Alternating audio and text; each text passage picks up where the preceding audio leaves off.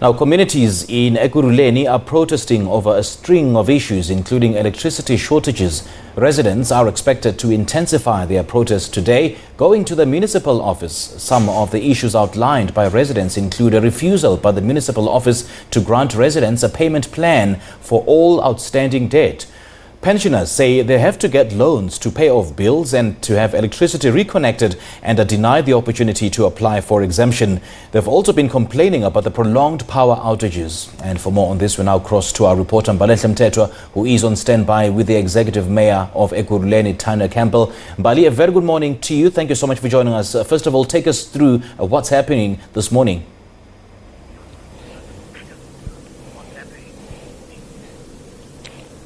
Good morning, Simpiwe. I'd like to just give you a quick recap of what's happened this week. What lit the match is really residents of KwaThema who took to the streets and blockaded many of the roads leading in and out of the township, calling for a change of management at the municipal office, complaining about, among other issues, the failure or the refusal by that municipal office to allow residents to make payment arrangements, and also forcing them and denying them to apply for this Indigen or an exemption from paying services due to the fact that they are pensioners and are unemployed. This was not the only issue. They also called for the scrapping of historic debt.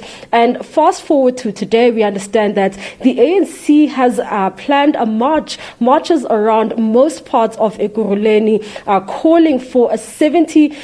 calling on the municipality or the city of Ekurhuleni to scrap 70% of historic debt. Now, these were some of the concerns that were raised by residents just on Monday. We understand that today the protest action is taking place at various townships, including Thokoza, Katlehong, Vosloorus, you name them. So, but it seems as though KwaThema remains the epicenter of the protest action that we are yet to see today. I'm not alone. I'm joined by the city's executive mayor, as you have mentioned in your intro, and we're going to be delving into many of these issues and getting the city's reaction to these. Thank you so much, Mayor, for speaking to us and for allowing us into your office to deliberate on these issues.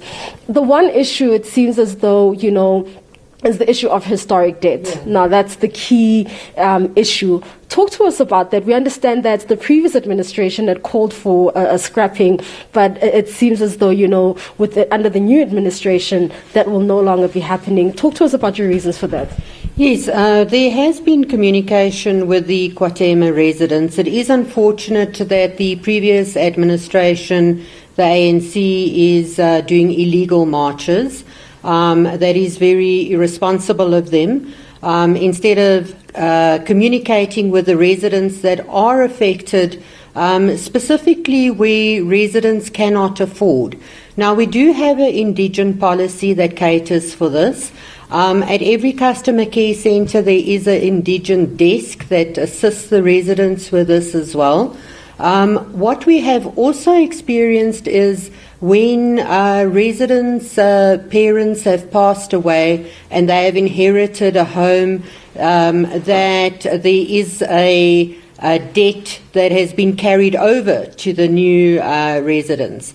We have communicated with our group CFO. We are busy with a policy to come to assist the residents and a process to assist them from wills to going to customer care centres, letting the customer care managers assist them on the processes to follow. Now in March we are doing our draft budget. With the draft budget, we also re-look at policies. That's where we do our policy assessments. Once those draft policies go through council now in March, this then goes for public participation. So in April, there will be public participation, which allows the residents to voice their opinions and give their inputs on these policies, which is very important to us through the IDP processes as well. Once that comes through, then it comes through again to council for council to adopt. we are taking this quite seriously to specifically help those residents in need. It is very important that residents who are in need and the poor of the poor are assisted. But it is very irresponsible to take a blanket approach, which the ANC wants to do with the 75% write-off. That is irresponsible. That in the previous administration was not affordable either. So we have to look at maintaining our strength within the municipality. We're also looking at doing a debt relief program with residents that need this specifically. And then also enhancement program for residents who are paying to look at if we cannot do a rebate. So this is to promote residents that are paying to say you are in good standing with the municipality, therefore you qualify for X amount of a rebate and promote you to pay your electricity bills. This will then assist residents who are in dire need with debt relief. Okay.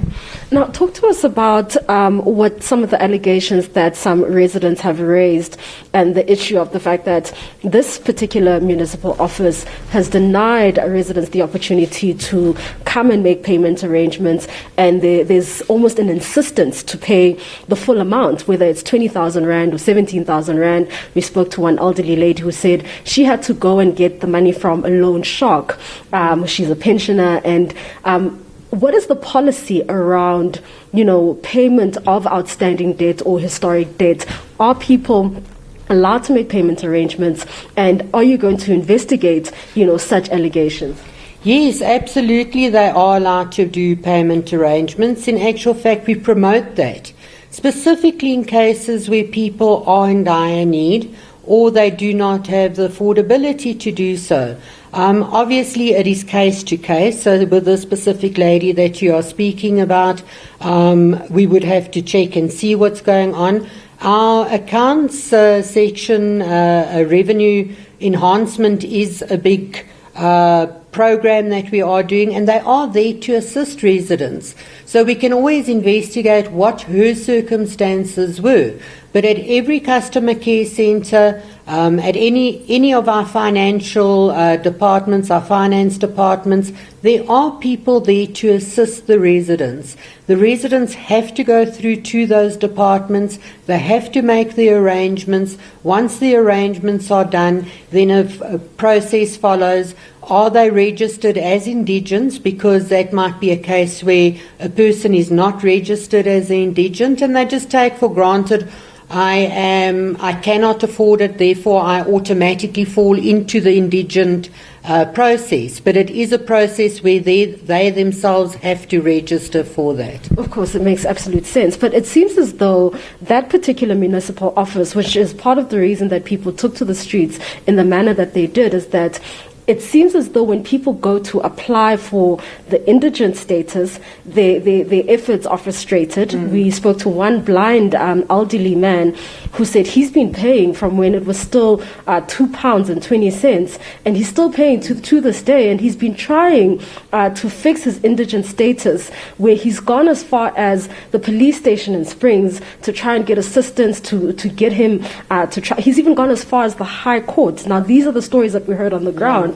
It seems as though efforts to apply for literally anything, be it an installment payment arrangement, or even the indigent status, are frustrated by a particular employee within the municipality. What happens, and what sort of recourse do residents have in those instances? I have deployed one of my MMCs to go through to Kwatema to see what the situation is. Then my MMC of Finance as well, MMC Gershbach, he will be investigating what the situation is there and why there is such a lack of communication or lack of help within that centre. We will be having meetings with the customer care manager as well to see why his staff is not assisting residents. I have launched a program called Back to Basics Friday Service Delivery, where I rotate as well to customer care centres to see how they are assisting residents. Many of these are unannounced, so I walk in, I don't want cameras with me, I don't want anybody with me, because I feel that our officials are there to assist our residents, and they should assist our residents. So a hard stance will be taken on this. Investigation will be done according to this. My office has already 2 weeks ago been to Kwatema as well to investigate. We had received a petition from residents there, and we are investigating. So it's already in the system what corrective measures we can take there, because ultimately the residents of Ekurhuleni need to be catered for, specifically the poor of the poor. Of course. Now talk to us about electricity challenges. They are also raising the issue that they experience prolonged bouts without electricity, to the point that they give an average of around 5 hours without power. So if there's load shedding, their load shedding or load reduction is extended by a few more hours, be it 5 to 7 hours. And they're also saying that sometimes, the power just goes without any, explanation or any warning. Some residents are disconnected unfairly. So these are just some of the things that people are talking about on the ground. What could be the reason for this? Could that be an issue of aging infrastructure, that it's taking forever for the power to come back? Is the municipality deliberately extending the periods without electricity? What's happening there? Yes, a lot has to do with aging infrastructure. Last month we passed our adjustment budget, where we took money from what I call vanity projects, channeled it to the electricity department. It was 117 million rand. To do maintenance at substations, because the previous administration never highlighted or prioritized maintenance within the infrastructure. It is vitally important that the infrastructure be maintained, and that will then give us stability on the grid. What has also happened with load shedding, because there hasn't been a maintenance within the infrastructure, as soon as the load shedding happens and suburbs need to be put back on, there then becomes a power surge. And the power surge, because you've now got substations that haven't been maintained, fuses blow, all sorts of little things happen, which isn't a big issue, but it is not just occurring there, it's occurring throughout Ekurhuleni. So the department has to physically go fix that problem at every suburb where this happens. With the money that we have now rechanneled, we are eliminating and relieving that kind of problem. But it is a work in progress. It's a 21-year administration that we've taken over now, where maintenance was not a priority. I, as a mayor, feel that maintenance is a huge priority, because if you do not maintain your infrastructure, you then sit in a situation where you have to start new infrastructure and find millions and millions of rand to redo infrastructure. So maintenance is key. With that 117 million that I have rechanneled now, it will alleviate these problems. It will not sort it out all at once. With the new budget coming in in April, we will be then channeling a lot more of the budget into our electricity grid. I'm also in discussions with public and private partnerships, where they are buying in with Ekurhuleni, assisting Ekurhuleni, and a lot of, specifically in the industries, will be assisting with helping to maintain the infrastructure due to the lack of budgets and the money that is available in Ekurhuleni. Are we able to get timelines at this stage, or is it too soon for that?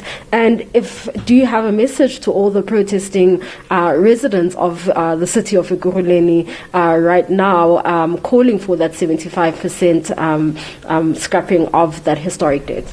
Yes, look, it is too soon for timelines. We have been in administration for just over 3 months now. However, we have seen a big change. I would ask the residents that they must please follow the processes, please be involved with the policy processes, because that is there for them to be able to assist them. For us as a metro, because we are guided by policies and the legal framework. In the city, we have to work by the Municipal Finance Management Act. We cannot deviate from acts.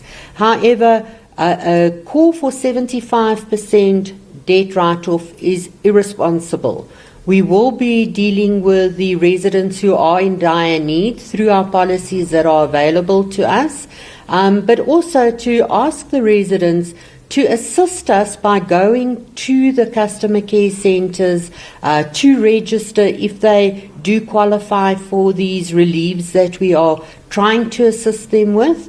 But yes, I as a mayor and the coalition government, we are looking at a pro-poor budget, and this will be assisting our residents that are really in need for this. Okay. Thank you so much again for speaking to us. There you have it.